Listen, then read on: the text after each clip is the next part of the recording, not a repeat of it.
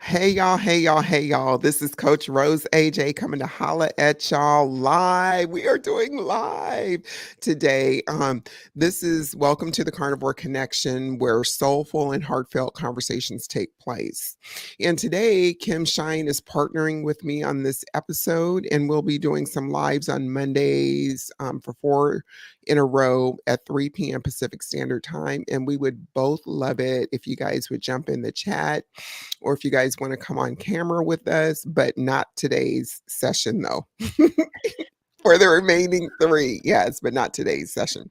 Because to be quite frank, I still have to learn how to let people join in live and develop that ability really well.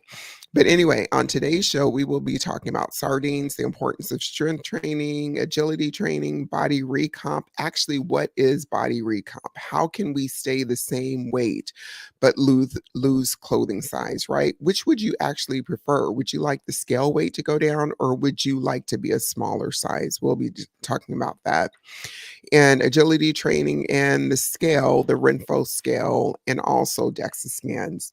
So, Kim, why don't you go ahead and holla at our audience for a minute? Tell them who you are, why you're here today, and all that good stuff. Co-piloting.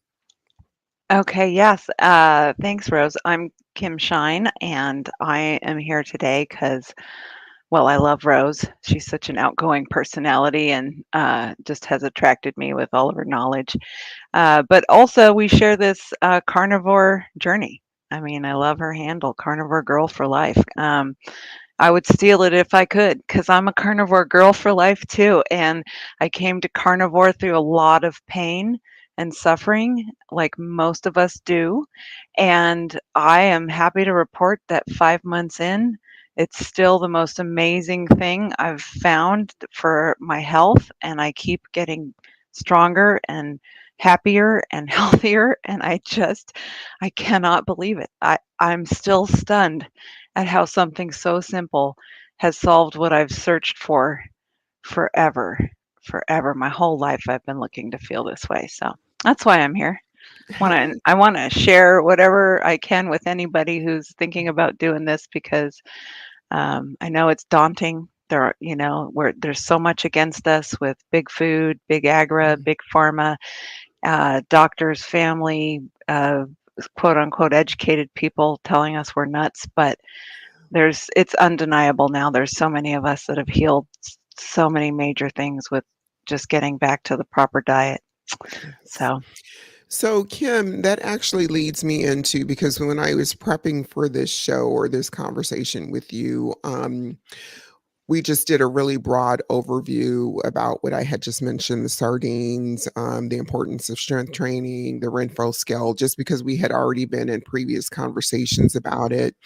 But I was hoping that next week that we could go in a little more in depth as to how and why we each chose the carnivore way of life and why we landed there, how we're staying there, and also maybe to help educate some people about matters of the carnivore diet that they might not understand, like why we don't need fiber, and talk to people about electrolytes and the carnivore zen. So maybe just all things pertaining specifically to the carnivore diet next week.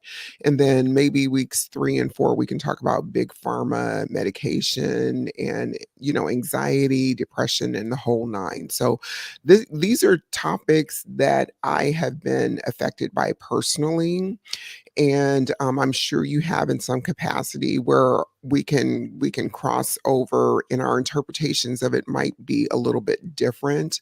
Whereas I never sought help as far as therapy, professional help, and I went about it in different ways. And carnivore has helped me to actually pipe down, take off my wig, weaves, braids. It's helped me a lot. But we can get into that. And then the mood swings and the blood sugar and all that stuff, we can get into that in future episodes. But first, Kim, how have you been doing for the last couple of weeks? What's been going on? Anything new you want to share? Yes, I do. Mhm. You don't even know about this because it's not the scale, the sardines topic, but, so I was watching one of the influencers, I don't know if it was Kelly Hogan or somebody, but, the only thing I had in my diet that was not carnivore was the flavored element. And they were saying that even though stevia doesn't raise glucose, just that sweet flavor can raise insulin. And insulin is a fat storing hormone. And so, what I want to do is to your opening points, is I want to convert fat into muscle. That's my goal Mhm. now. And so, anything that's going to tell my body to hang on to fat, I don't want to be doing. So, I have eliminated, I was just having one element a day, Yeah. but, I went to the raw. So there's no flavoring, no stevia, and that's why I called it when we started, I called it my Yeah. saltwater drink because it or seawater drink, it kinda tastes like a Mhm. little bit like seawater. But, it's, I can feel a difference. The scale Nice. will reflect it eventually, I'm sure, but I can absolutely feel a difference, and I'm a little concerned because, I do kinda want those flavored ones. So there's something addictive to even just flavored stevia electrolyte drinks. Yeah. I am such an addict. But anyway, I'm super happy with my, raw Yeah. element experiment. Good. Yeah, so that's new, and then I cut out dairy. I'm doing it, Mm. even the 1 or 2 carbs in the heavy cream or whatever, Mhm. and I wasn't using massive amounts of it, and I didn't feel like it was an addiction, and it's actually easier for me to let go of the dairy than it is the flavored element. But, yeah, I've cut those 2 out for 3 days now, so, Good. check back with me in a Okay. month, and, Okay. we'll see what the Renfro scale says Yeah. about that. Well, I'm curious. We all have our food preferences. I like to call them preferences or intolerances, whatever we want to call them. So, what I'm hearing you say, Kim, is that the stevia, the little bit of stevia that you had, kept you wanting more of the sweet thing and chasing it. But it's, as expensive as element is for some folks, right? It's that thing, it's that one thing. And it's good that you went to the raw because if you're going to chase anything, salty water is a good thing to chase, right? Yeah. But do you have any more packets of Element in your house, or did you finish them all and then decide to go to raw? I do have them in my house. When I decided to Mm, do this, I had a couple boxes of the flavored stuff, and so what I did is I ordered the raw, and I put the flavored stuff in the garage, and it's not calling to me. I don't think I'll give in, but, I do like when I taste the first sip of the regular raw stuff, I go, "Oh, it's yeah. not the yummy stuff," but I get used to it pretty quick. But I like to have it on hand in case my husband needs it, right? Because, Okay. he's sort of, he goes back in and out of ketosis because Okay. he is mostly carnivore with me, but every now if Okay. we go out, he'll have the bun with his burger, Okay. and then kicks himself out of Yeah. ketosis, and he has to get back in, and so sometimes Mhm. if he feels sluggish or a headache or whatever, I'll give him an element. So, Yeah. um, So it sounds like he has a little bit of flexibility. He's oh, a able lot to more. flex. Yeah, Okay. a lot more Okay. flexibility. But I'm so glad he's on board with the carnivore thing. Like, Yeah. I don't have to cook 2 different meals. I don't have to buy vegetables and stuff for him. He's very happy. It's just when we go out with people, he'll just Mm. order a regular plate of something. He'll do his Um, thing. he'll Yeah. do his thing. But yeah, like last night we had a couple porterhouses. I So love it. it was fun. I l What's your favorite way to cook steak? I like to just sear it in a pan and put it in the oven to finish. Okay, I'm usually a pan girl myself. Yeah. Yes. Yes. So, I will save this for another part, but I've been reorchestrating since I've been on summer break since the 19th. Yeah, the 19th, been on summer break, Kim, and I am just done with school for 68 days, I believe I counted. And I can't believe how tired I've actually been because I'm just so used to going, going, going, going, going. And I took a 2-hour nap yesterday, and that never happens. I never shut it down and take a nap. So I'm using that as a warning sign to not overdo myself this summer. And so I've even reorchestrated some of what I plan on doing with my workouts in the fall, and I can fill you in on that. But that's the biggest thing. I've been cleaning out closets and took a nap. So that's the latest on me. So can we talk about sardines for a minute, my friend? Sure. Yeah. Yeah. So tell us your experience with sardines, and then I'll go with mine. Okay, I was, intrigued by, Courtney Luna's, attempt at 10 days, and she made it 7 days, and I was following her on that, and after she made it 7 days and lost 6 pounds, I also, like, follow Maria Emmerich, and she's, big on the protein-sparing modified, diet for weight loss, and so fat loss, I should say, not weight loss, and, so I thought, well, it's kind of in line with what Maria says, and it's worth a try. But I decided there's no way I'm going 7 or 10 days. But I did think I could possibly do three. So I did do 3 days of like anytime I was hungry, what I ate was sardines. I had to like mash them up and mix them with a can of tuna. But I was surprised at A, how good I felt, B, how quickly I adjusted to that's what I eat and didn't like balk at it. Like I'd be like, okay, I don't look forward to it like a steak, but I didn't like I didn't feel like I was doing something I didn't want to do. Right. And so, yeah, after the 3 days, I did lose 2 pounds. So I think there's something to it. I think there's something to it. And it was a nice cleanse because we had just gotten back from that trip where, when you travel, it's so hard to eat clean. You eat as clean as you can, but, those restaurants, you don't know what they're cooking in. And so it just felt nice, like a nice reset from travel. And, um, so I am one of these crazy people that if I am thinking about doing something, I just go all in. So I do have like Costco size packages of of tuna, salmon, and sardines now, and I do think I'll incorporate it like once a month. Do a like a 2 or 3 day. Okay, this is what I'm eating for a couple days, and I just they're right. There's sort of like this really great feeling to the sardines or the fish. Like you just I don't know if it's the omega 3s, but you just feel a little bit more optimistic, a little bit more gung ho, or I can't put my finger on it. Not much because, beef hamburger is just like a super food. But yeah, so that's my story. What about you? All right. So mine started around that time too, around with Courtney Luna, Adrian, and Dr. Lisa when they started, publicly showcasing their goals and whatnot. And also, I think Dr. Lisa showed 3 or 4 different brands.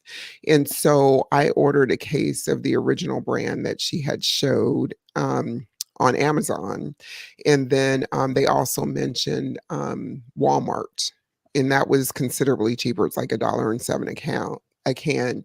So I'm not interested in doing purely a sardine fast where you just eat sardines for the 2, 3, 10 or days or whatever you want to do, because that would just send me back into dysfunctional eating for myself. So I need to eat every day, and the way I found that out is I did a 36-hour fast, and Kim, I was not hungry. It was just my mind was preoccupied, right? So the OMAD works for me so well because I am a volume eater, and I just need to know what time I am going to eat for that day, and I'm good, right? But what I did was is I went gung ho, kind of like you. I brought like maybe 80, 90 cans of sardines. Oh no, no, but I'm eating three a day. I swapped Right. one out, 3 cans for one of my beef patties. Instead of having five, six, seven beef patties, I'll swap 3 cans for one. And they are a good source of omega 3s, calcium, iron, vitamin D. And sardines can actually help reduce inflammation and help with your blood pressure. And the sardine fast, I think that the ladies were doing that you were referring to, they were doing it as a way to get ready for an event and whatnot before they had their Dexa scan, as well as, reducing the inflammation, losing some weight, showing up great to the event, and all that good stuff. But also, I think Courtney Luna was talking about emotional eating, or do you remember her interview, any of that you can talk about, where they were saying that if you're not hungry for sardines, you're eating for other Yeah. reasons? Yeah. So, would you like to speak to a little bit about that, where she was saying, Oh, sure. Yeah. I love how transparent she is about her struggles. But yeah, she was basically saying that her eating had slipped into like it's all still carnivore, and that's the game we can play is like, well, I'm still eating clean. It's all carnivore, but she was doing things like, looking forward to and eating her carnivore bar, kind of like a candy bar, like so. And she wasn't really hungry, and it wasn't a meal. It was in between meals, and so that a lot of the doctors say that, like Dr. Barry just said that on his Q&A yesterday or today actually. Um, Snacking should not be something that we need to do. If we're properly nourishing our body with our meal, then we don't want to graze. Grazing and snacking, that tells us that it's either an emotional thing, we're trying to use food to address an emotional situation, or we haven't properly fed ourselves. Now, unlike you, I can't do the OMAD because of my adrenal collapse. It's too stressful on me to go OMAD right now. I hope to someday get to that. But I've tried it and I feel better if I have two, sometimes three meals a day, separated by 4 hours. So, but that's the thing, you're listening to your body and what your needs are, right? And so long as you're doing what's best for you, for your health care, your mental wellness, and all that good stuff, that's all that really matters in the right, long run. And that you're eating the appropriate foods right. that you deem necessary. And then the snacking also with eating, I don't care if anything comes in a package, my brain is more tuned up to want more of that if it's in a package, to be quite honest. It could be meat sticks, it could be cheese. If it comes in a package with a label with ingredients, I automatically know to be on the lookout, because it's going to be those $10 carnivore bars. I don't care if they were $10. I'm going to eat 12 of them until they're all gone from my house. So, $10. well, They're 15. I'm just using a number, but you know what I'm saying? I mean, they would definitely be gone. I wouldn't be able to keep that in my house. So, let's move on and talk about strength training. Oh, Yeah. girl, because I mean, that's something that you are getting Can into. you see my muscles? Yeah, girlfriend, I see that bulge, that bicep. Talk to us, because you're recently discovering that you actually love strength training, and I you weren't a gym rat before, right? I was not, and, nobody is more surprised at how different my experience with the gym is now. In fact, yesterday so I couldn't get there Saturday, and yesterday I did both my A workout and my B workout, so, like, 12 different machines, and, man, it was no problem. I enjoyed every minute of that hour and 15 minutes or whatever, and, yeah, and today I felt just like a tiny little tinge of, "Oh, I worked those muscles yesterday," but, not Yeah. sore like the old days where you couldn't even move. Uh, but yeah, no, I love it, and then I signed up for classes, so that's always, stressful for me, like, I guess I would say in the past, it's socially or psychologically stressful, right? Because I never wanted to be in a class with other people because they're going to think I'm a dork or whatever. And I just don't care. I sign up for the class because the class is good. I get a good workout, and then I don't have that social anxiety, that worry about other people judging me, or any of that stuff. And I have to say, it's got to be the diet because I've over the years attempted many gym experiments and never felt like this. So yeah, I'm all in, and I'm so excited to see results. I mean, I asked the trainer just this week. I said, like, how long does it take for muscle growth to show up? Because I'm doing the Renfro scale once a week, Mhm. like Lynn, Mhm. and nothing's changed yet. And it's only been 2 or 3 weeks. And he goes, "Oh, it Mhm. takes about a month." So Yeah. I've kind of decided that, maybe I won't weigh again Okay. until a month Okay. from now so that I can see some kind of change, because it's a little discouraging to just. Now the good news is that Yeah. my muscle mass is excellent, off the charts, Mm. off the charts, Okay. and my bone Okay. density is very, very good. Okay. My visceral fat is low, but my skeletal muscle percentage is low because my Okay. subcutaneous fat is still high.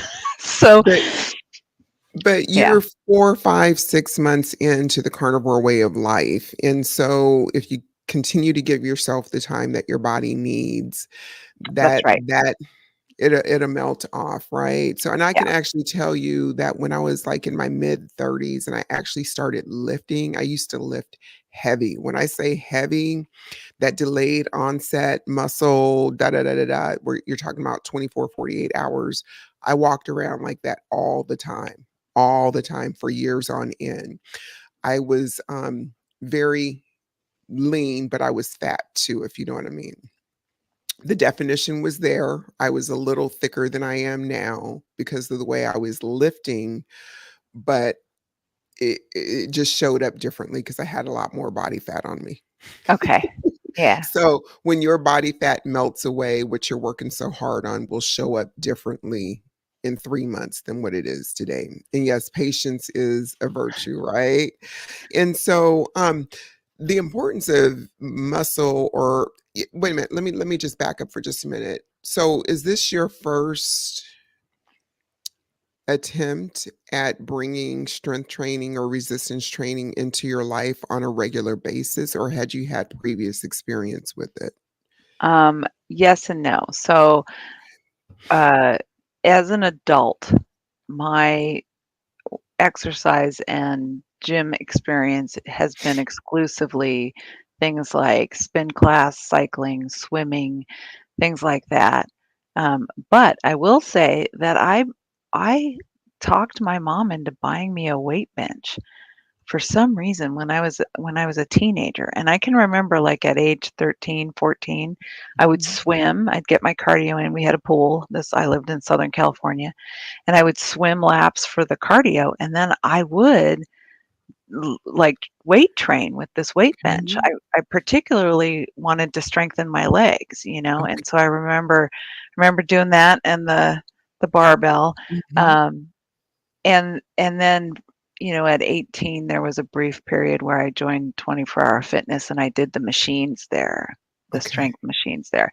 But nothing like this, right? Like, nothing where I didn't necessarily have a goal of Mhm. building muscle.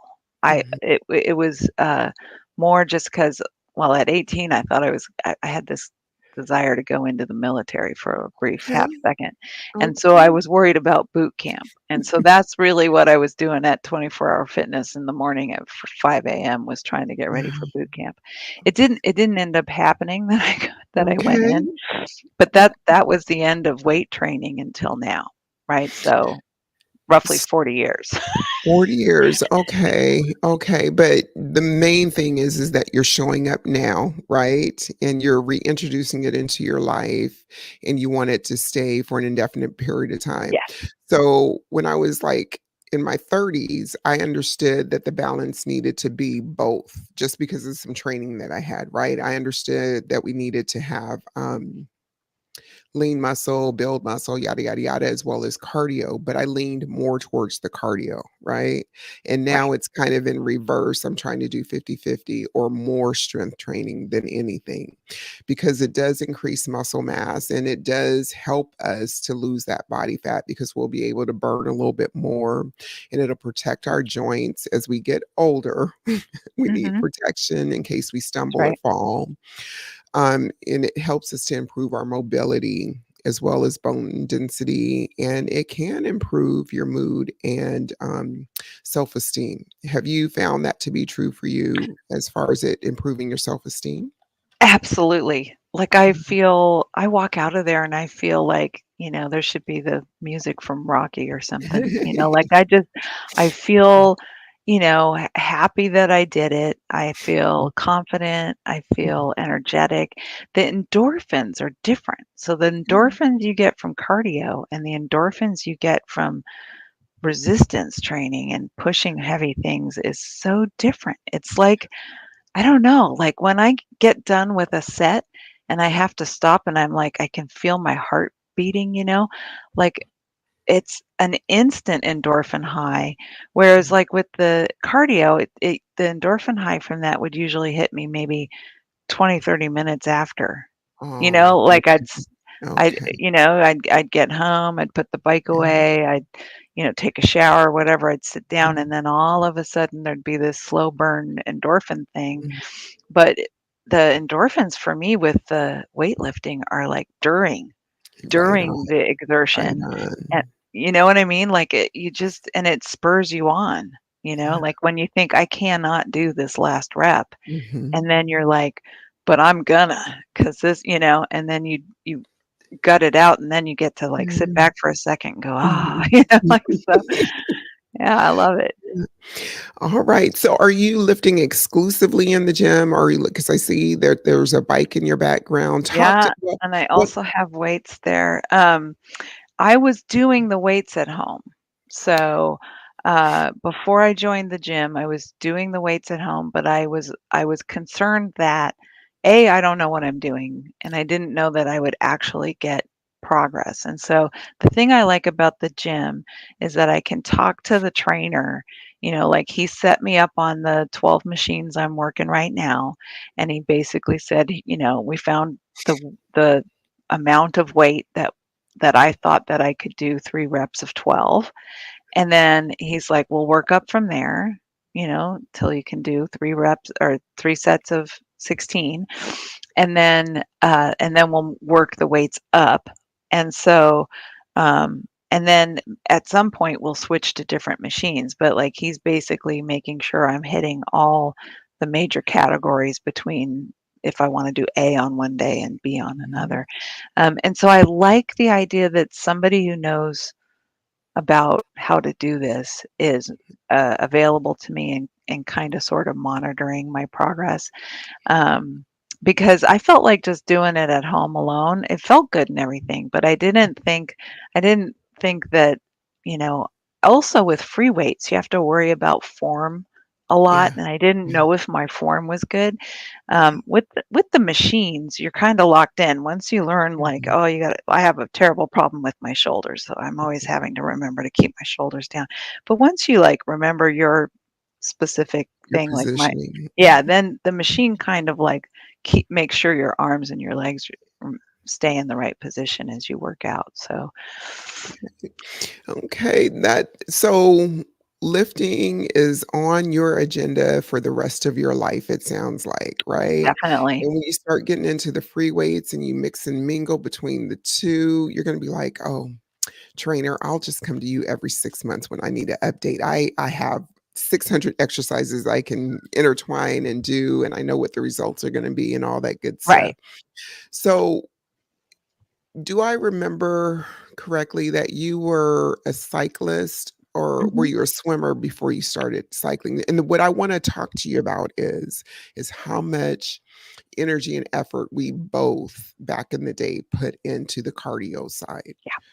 Yeah, so I started out swimming as a kid because we had the pool, and I would spend hours in the pool, and I pushed myself. I would set goals for myself.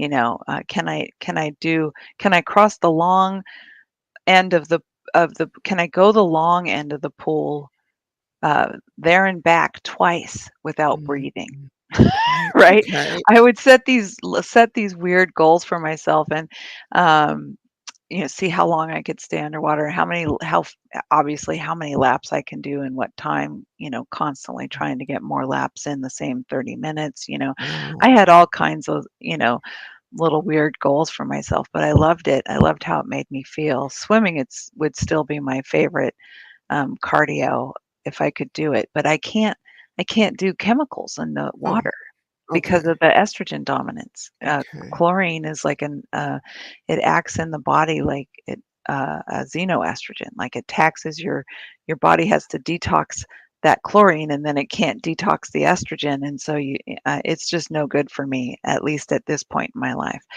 But What what about, like, swimming in a lake, or what is it, I other than c- chlorine that they right, use? Is it I salts? could do that. Something. Yeah. Yeah, Okay, well, even the salt ones, they have to use some chemicals. okay, They use a okay. lot less with the saltwater ones, but they still have Mhm. to use some chemicals, and it's not chlorine, it's like borax or boron or so. But anyway, I have to steer clear of that for right now. I know this because we had a jacuzzi, and my husband did all the natural salt, silver, Mhm. less chlorine, but you still have to shock it. You still Okay. have to use a little. So, so yeah, I could do lake or ocean swimming Mhm. totally, except that I'm a Southern California girl who swims in pools, and the idea of getting in a slimy lake freaks me out. There's Okay. catfish and weird fish in there, and I just can't. Oh, okay. It just freaks me out. I don't know. I got you. I wish I I could would get past I it. wouldn't do it either. I barely get it my feet in the water when I'm with my girls at the resort. I'm just like, "Oh, Right. it's too cold. Oh, it's this. Too many Right. bodies." Yeah, I got you. I I could got you. do I could do the ocean if we lived close enough to the ocean. Mhm. I totally would get a wetsuit and swim in the ocean. Okay. Okay. I'm less afraid of the ocean than I am lakes, but it's just not convenient. So Yeah. what happened was I was swimming a lot for my cardio in 2006. I did Mhm. about a year of every day at the pool, and then they said they were closing the pool for 3 weeks to do maintenance. And I said to myself, "What am I can't not have cardio for 3 weeks," because this was back when I thought cardio was everything, and so I remembered how much I liked cycling from 20 years earlier, so I ran out and bought a bike that day. I did the day they said they were that's who I Uh-huh. am, and then I started riding my bike to work, and then I found Mhm. friends that rode, and then we started doing longer and longer rides, and before I knew it, I was doing things like I've ridden my bicycle from Redmond to Spokane twice. Nice. I was doing like, I'd do 60, 80 miles of just commuting to work, and then on the weekends I'd do another 60, 80 miles. So I was Mhm. doing like 150, 180 miles a week on the bike. Mhm. And I loved it. I absolutely loved it. Um, but it's part of why I had a complete adrenal collapse, because it takes a lot out of your body to keep yourself pedaling at an average speed of 20 miles an hour for Mhm. 5, 6 hours straight. I mean, the poor adrenal glands were like trying to keep up with the adrenaline. What did you And use for your fuel during that time? Were you using goose or yeah, jelly beans, sodas, and all that stuff to keep I your loved, loved, loved the peanut butter Mhm. Cliff Bars. I lived on the Mhm. peanut butter Cliff Bars. I didn't really do the goos. I wasn't into Mhm. the goos, but I did for a while get the gummies. Um, and of course the drinks, right? Like I would always have one bottle with water and one bottle with the sugary electrolyte Yeah. mix. And I would sip on that. But yeah, it was all sugar. It was all Okay. sugar. You know, Terrible. So my foray into high level cardio really started when I was about 20, just after I had my daughter, right? So my husband kind of gently said, "Why don't you go to the gym? I'll keep the baby." That's basically what he said, but I interpreted it as, "You are motherfucking fat. You need to get to the gym." Even though he didn't say that, but the good thing that came out of that, you remember step aerobics, aerobics on the Oh, floor I was big and into all step that. aerobics. Yeah. Yeah, so I was doing that. I was doing the step mill, and I'm gonna have to bring some pictures in and show on here because I mean I die laughing, but it was who I was, right? So I got hooked because of the endorphins because I felt better immediately, and it was just a straight addiction since I was 20, and it kind of snowballed into after I had to go through an agility or physical training for corrections in 97. I discovered running because I had to pass the Cooper test. I think that's what was called. Run a mile and a half in 18 minutes at 300 pounds. I was able to do it. Then I started getting into I started getting into 5Ks, and it just took on a life of its own because I felt so good, but I was so heavy. So I was running at 300 pounds, Wow. continued for years, ran races, had races every weekend, traveled. I mean, so I was in that world until like a year and a half ago, right? When I was just going to say, I was just told that I can still run at the volume that I was running, but I would be due for knee replacements sooner than rather than later. So I had to be an adult, Kim. I really Yeah. had to be an adult and say that all these things that I was doing to get well, running kept me stable along with the strength training, along with everything else that kept me stable. So from January of last year to June, May, June of last year, I was doing the walking thing. I have equipment here at the house. I have a gym at the house, cycling. I was doing everything, but I was so bored because I was so used to leaving it all there, like you're saying, the 200 miles a Yeah. week, but I was doing more like 50 or 60 a week, running at night, doing the whole nine. But I had to be an adult, make a decision. Is it going to be surgery or is it not? No, I don't believe in surgery for myself, yada, yada, yada, unless it's life saving or whatever, or life threatening, whatever. But Hotworks opened up. It's a Hotworks studio where you can crank the temps up to 130. There's like 10 different styles of classes you can do. I got hooked on spin because I like to be left alone. I don't want to follow a virtual trainer. I want to blast out on my headsets for 2 hours, right? So that replaced the running, and I was still able to get my high without having the pounding on my knees and stuff. So now where I'm at, I'm reorchestrating my whole lifestyle to get ready for the fall. For the fall, when I go back to work, and I can fill you in more on that later. But isn't it crazy the lengths that we went through, and just literally like we're spinning, and getting nowhere, spinning and spinning and spinning. And had I had been told that it was more diet related than cardio and strength training, I don't know if I would have listened because it was so implanted. I was so brainwashed. What about you? Do you think if somebody would have pulled your coattail and said, "Hey girl, do this and this instead of all that," do you think you would have listened? No, like you, I Mhm. I mean, I say this all the time, like, why didn't I find carnivore earlier? It would have changed my whole life. Um, you know, I but I thought I knew everything. I Yeah. thought I about diet, right? Like Yeah. I thought, because I bought all the books and I listened to all the experts and, if but I guess if there had been vocal enough experts that weren't in the pocket of, you know, Big big pharma big food and big pharma manufacturer. Yeah. that Yeah. were saying this, Mhm. back then I might have tried it. But, yeah, like you, I always thought it was about the exercise because it can't be the food because I've Mhm. eliminated the bad stuff, the quote Mhm. unquote bad stuff because, I learned early on, that, wheat and dairy and ice cream and that kind of stuff was not serving me, that was Okay. part of the problem, and so, you know, I thought that I was eating a good diet because it had, vegetables and fruit, minimum amount of, just not much. Like, my drive home, I would have my apple for fiber or whatever, like I thought I really thought I was following the, get 7 to 10 servings of fruit and veggies in your diet and, all of that crap. And so if someone had said, "No, it's your diet," I would have said, "No, no, it can't be. Mhm. It's just I Mhm. need to exercise more." Yes. 150 miles isn't enough. I gotta push it up to 300. I mean, Yeah.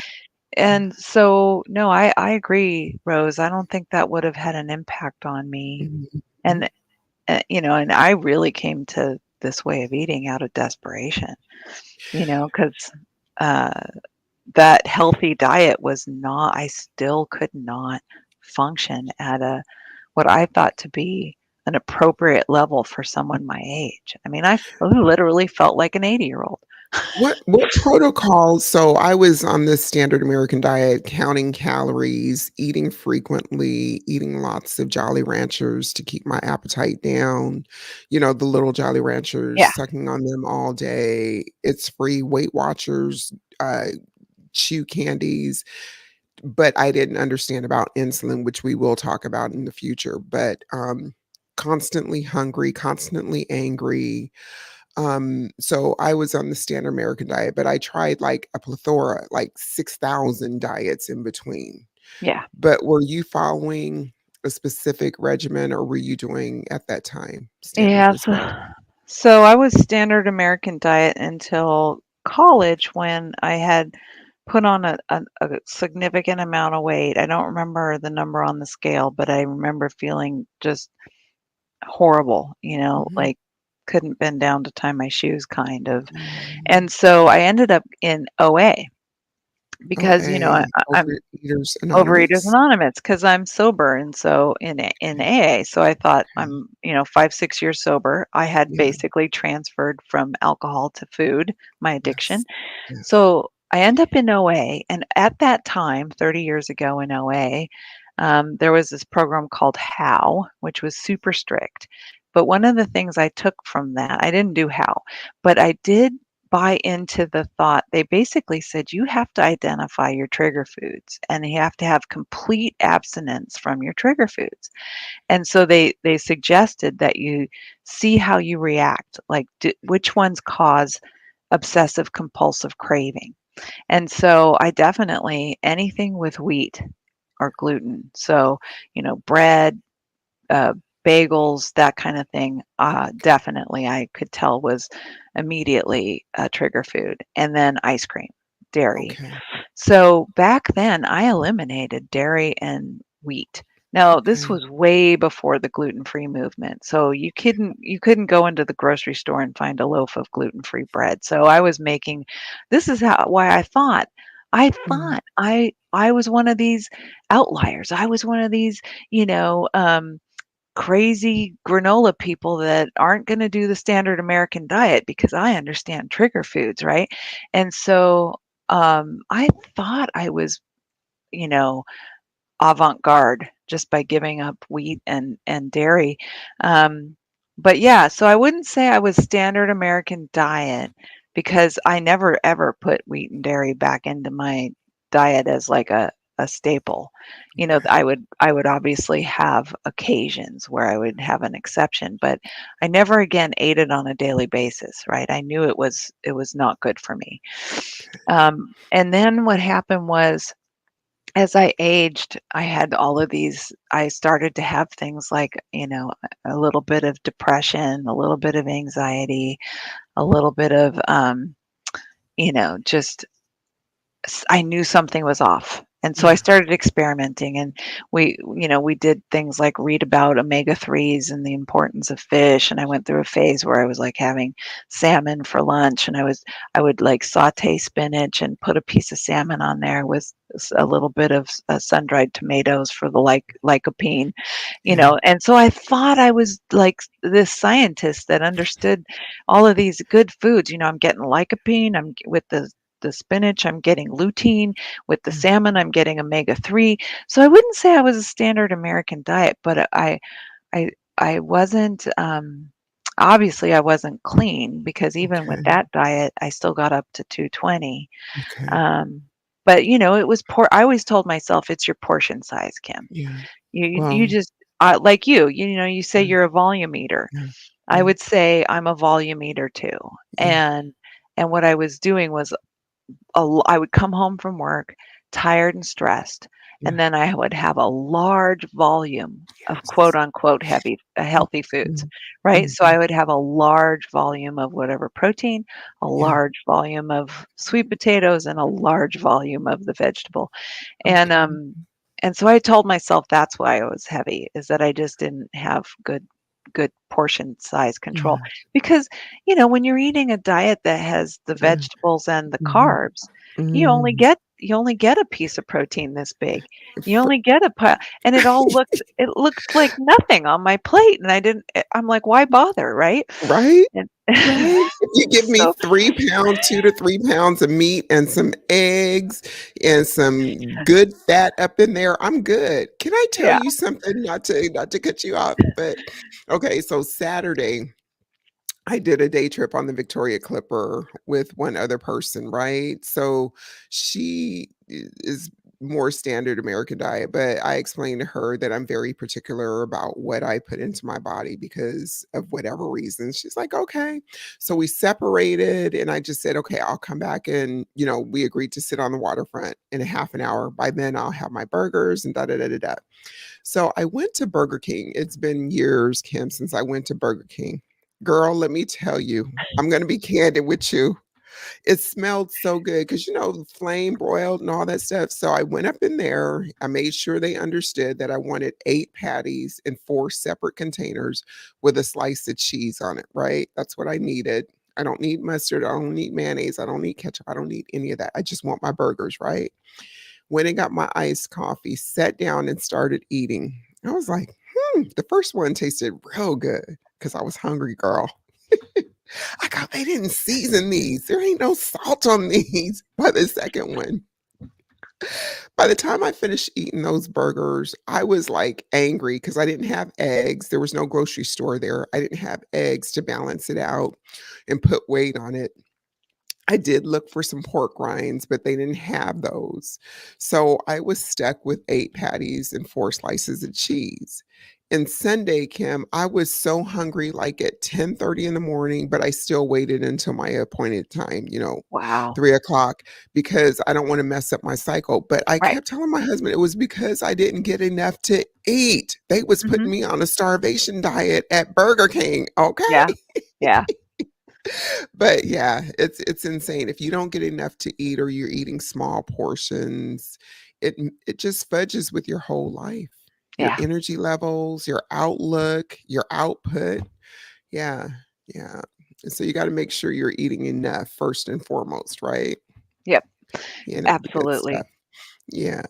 So, Kim, I know that we want to talk. We have about 7, 8 minutes remaining before we want to close out. But do you think we should talk about body recomposition first or the Renfro scale? What do you want to talk about first? Well, let's talk about the scale first, because Okay. now, do Okay. you use a product like that to track bone density and muscle mass, or So do you for me, rely just on the Dexa scans? So for me specifically, I have a smart scale, a Renfro scale. I have a scale.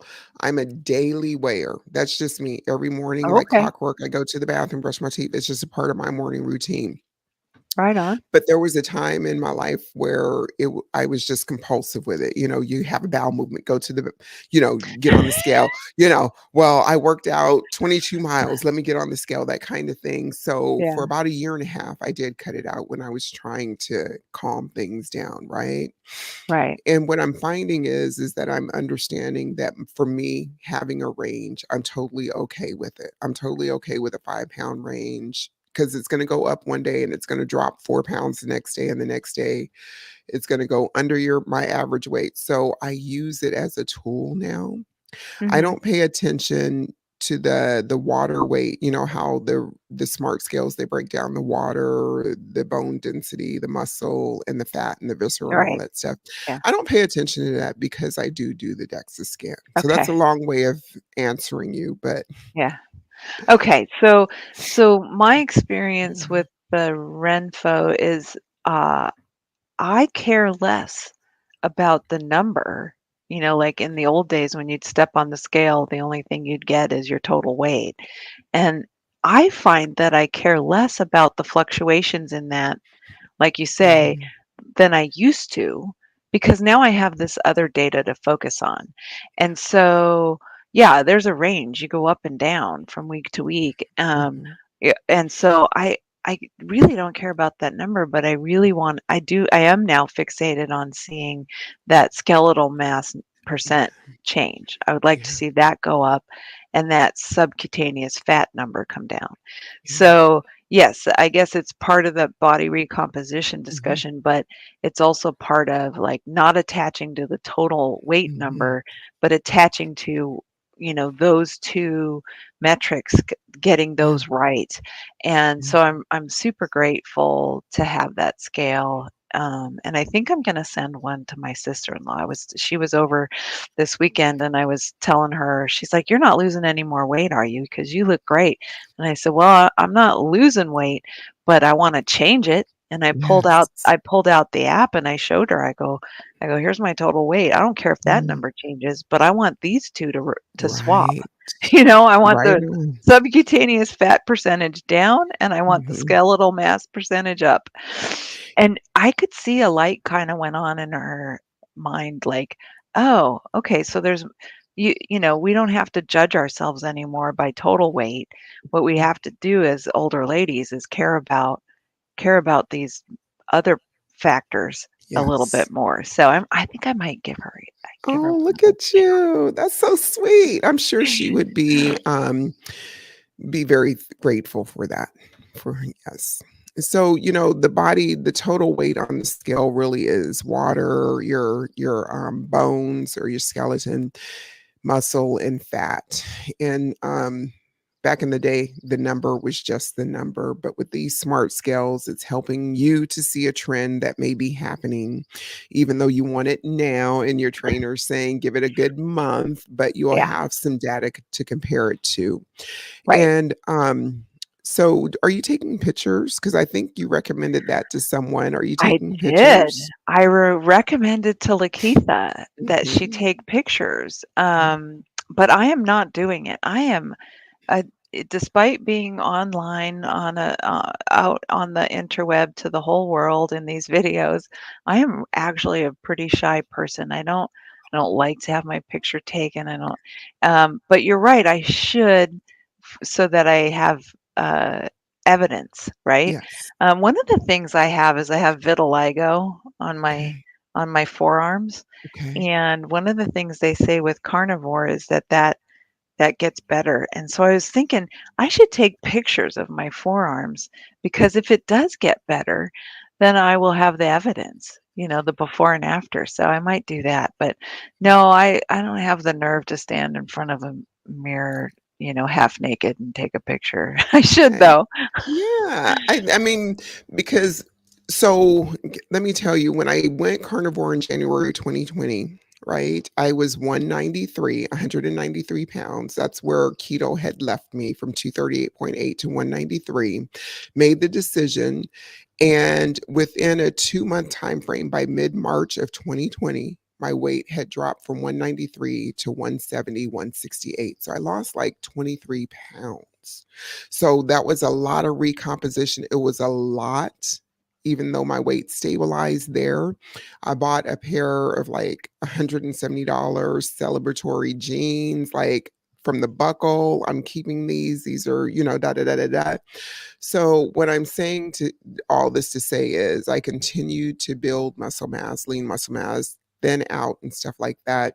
And I've gained weight back because 168, 170 is not my natural set point. It's more towards 180.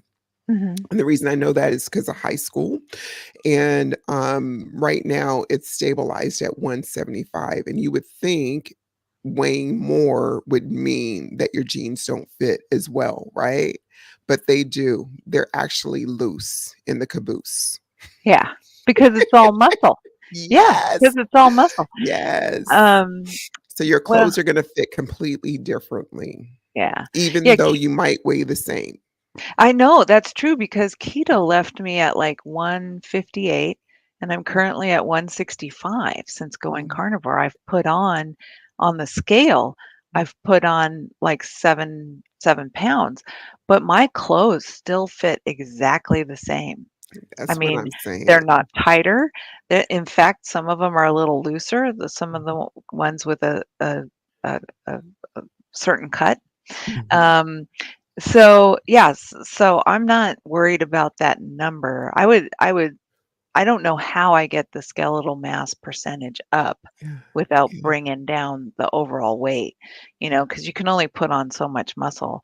So to get the subcutaneous fat down from 30% and the skeletal muscle up from 39%. So I'd love yeah. to get skeletal muscle at 50% Mhm. and the subcutaneous fat down at like 25% or whatever, like within Yeah.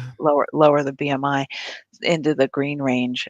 So I'm sure that 165 number has to come down to do that. Um, Well, I know you said that you do really well with 2 or 3 meals a day, right? So, maybe at some point after you've healed enough and you want to do a little bit more fasting, that might be a tool that you utilize periodically, like longer fasts. Instead of fasting 12 hours, you'll go 16 a couple of days a week. I If your do. body I do is 15. okay, you do Every day. 15. Like, I Yeah. do 15, no problem, Okay. but I do feel a lag in energy at Yeah. 15. So then I have half a pound of beef and a couple eggs, and then I feel great. And Okay. for, 4 or 5 hours, and then there'll be a little dip, so Yeah. I'll usually have, like, a couple more eggs, Okay. and then 4 hours later, we have whatever we're having for dinner, like, a steak or, like, it's chicken wings tonight. But, so I you know, I have to, like, go by how I feel. Yes. I Yes. don't want to start doing the OMAD and then get, to 18 hours and just be like, dragging No, weight trying to no, get to the because 23. because realistically, if you're at 15 and you're listening to your body now, one day you're gonna wake up when you're feeling really good and you're no longer having some of the symptoms that you're having pertaining to whatever is going on. You're gonna say, "Oh, well, let me try 16 hours today."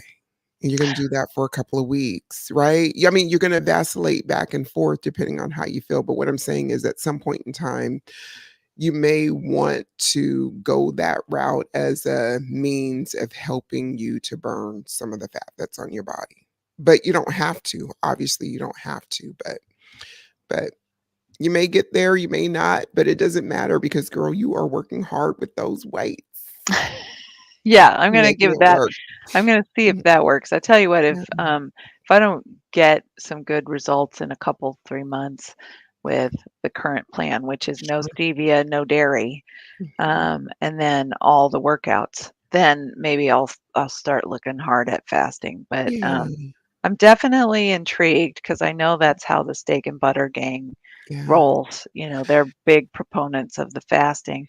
yeah, I just know that, like, I from that terrible nervous breakdown and the complete adrenal collapse that and there's like a number of doctors that say, women like me that have been through something like that, fasting is not really recommended for us. So I do think that, there's a number of us that have pushed mhm, past a certain point where the body can actually do the long term fast, the yeah, long out, which is sad, like, but I'm not even hungry till 15 hours, so at least there's that. And I know that some good autophagy happens from 12 to 15. absolutely. So And you're keeping so your insulin low because oh you're not yeah. feeding yourself for, that time, those 15 hours and whatnot. And it sounds like you're very calculated when you do eat. You Mhm. know what you're eating and you enjoy it. So, Kim, before we close out this, is there anything you want to drop or conversate about before we close out, girl? No, I mean, I wanted to I'm so curious about what you eat. So someday I Yeah. want us to have a conversation of like your favorite foods, like how what you do when you sit down and have your one meal. I'm so curious because maybe there's stuff I'm missing out on and can incorporate in my diet. But we can do that another time. Well, we But can actually do that oh, next week because we'll be focusing on what brought us to carnivore. okay, How do we carnivore? That's a part of it. What we eat is okay, how we carnivore, and also to help maybe some people that are starting out, like some things that we did that we found out later on. Well, maybe that wasn't such a good thing, and maybe we can point them to some doctors on YouTube and some literature and all that good stuff. okay. All right, my friend, thank you for joining me on this conversation and catching up with you. And I will see you next Monday at 3 p.m. But, girl, you know I'm going to text you. Okay. Yeah. Okay. All right, love. Thank you. Take care. Yeah, Bye bye. okay.